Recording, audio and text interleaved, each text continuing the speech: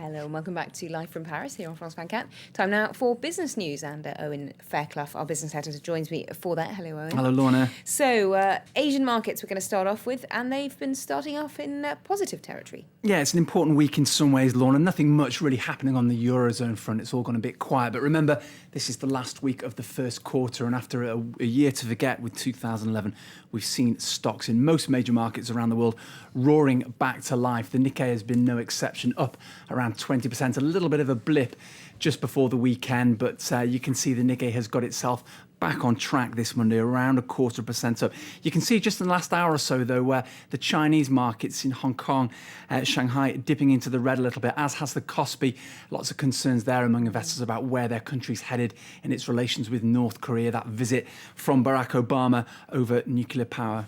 Okay, well, we're going to stay with Asia now because Qantas, the Australian airline, they're slightly changing things up a bit in the airline landscape. Yeah, it's rare these days, Lorna, that you're able to give Qantas any sort of positive news spin. Remember, they lost millions of dollars just recently. Their fleet was grounded by a strike. Things haven't been great.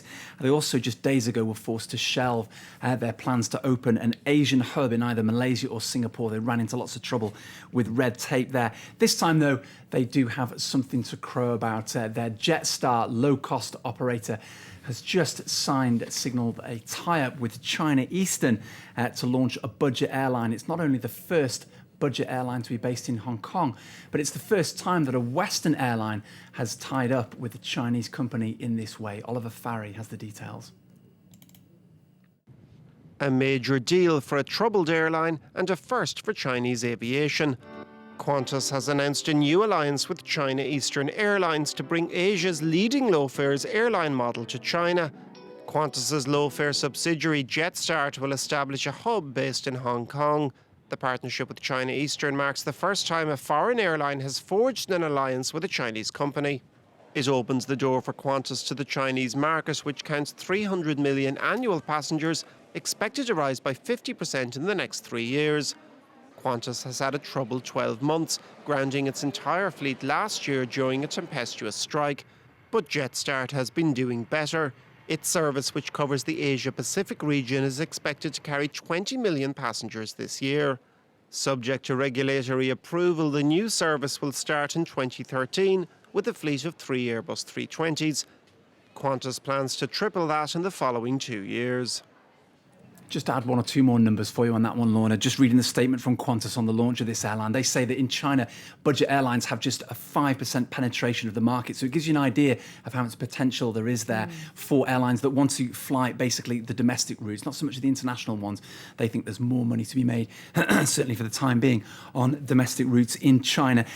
Just to stay with airlines, just something to look ahead to. We'll have a slightly earlier next bulletin. We'll be on air at 8:45 Paris time because we'll be live with Carolyn McCall, the chief executive of the UK's budget airline EasyJet. They're launching some new routes in the unlikely destination, perhaps, of Southend-on-Sea, various new routes to Europe. We'll be talking to her. If you've got any questions that you'd like Lorna and I to put to Carolyn McCall, then do drop me a line on Twitter. My details should be on your screen for you there, at OwenFrance24. We'll be asking her about EasyJet's performance and, of course, oil prices, but if you can think of anything else we should put to her, do drop me a line. Southend, I didn't know Southend, I think, is it jellied eels? That's a speciality. I was going to say, yeah. Will they be serving jellied eels? Only for a price, I imagine. It'll cost you. Well, it's time now to take a look at a few more of the day's main business headlines. Opel's board is to draw up a 5-year plan aimed at stemming the losses that have almost ruined GM's European offshoot. Sources quoted by the Financial Times say the carmaker's board will meet on Wednesday to discuss reducing overcapacity. Opel closed a plant in Belgium last year amid losses of nearly €800 million. Unions fear another in either the UK or Germany will also be shut down. French mobile phone operator Orange is threatening to bar rival Free from sharing its network. Orange says it will impose the ban if Free's call quality problems begin to affect its own operations. Free has been using Orange's network to make up a shortfall in its coverage since its launch earlier this year, but it suffered from a series of call blackouts following huge demand for its cut price offer.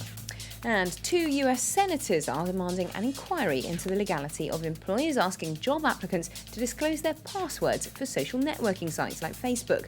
Facebook's also concerned about companies reportedly demanding access to photos and other data held by potential employees. Lawmakers are concerned the practice breaches federal law and could expose employers to discrimination lawsuits. Now, I did say a little earlier, Lorna, that the Eurozone crisis has largely receded, but over the weekend it still continues to preoccupy many European leaders. But I think it's a sign of how far things have changed in just a short time that you now have the Prime Minister of Italy basically lecturing Spain on its own debt problems. Remember, just before Christmas, we thought that Italy might bring down the whole house of cards that is the euro with its huge borrowing costs. And yet, since Mario Monti took power just a few months ago, he's managed to turn things around. So much so that Italy's borrowing costs have dropped hugely, helping to ease those concerns about the future of the Eurozone. But it's Spain that's back in the eye of the storm once again. Mario Monti over the weekend was talking about Spain's borrowing costs being a concern.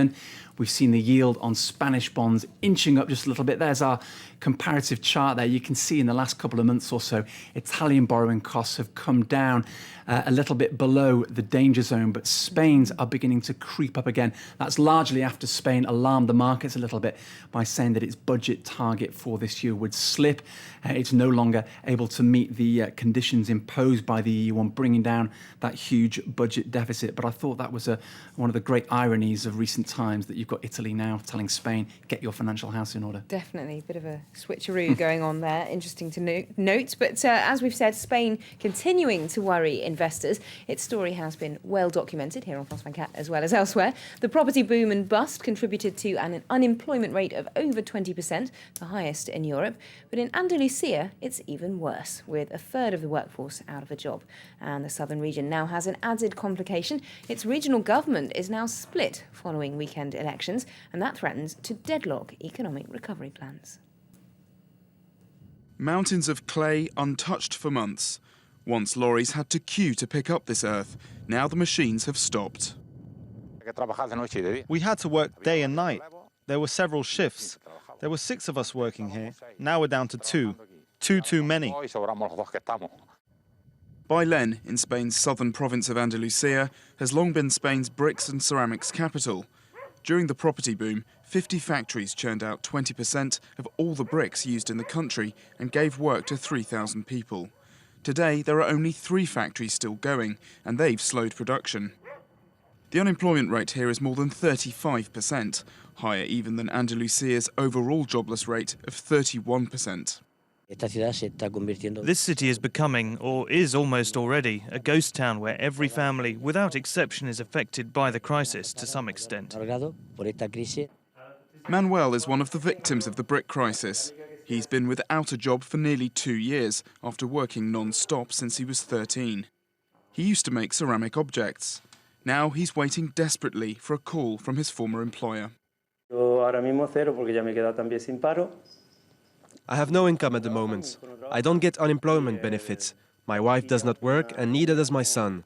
I have my daughter, who is 20, and works as a social assistant taking care of the elderly, who is the only one who brings anything in, 700 euros a month.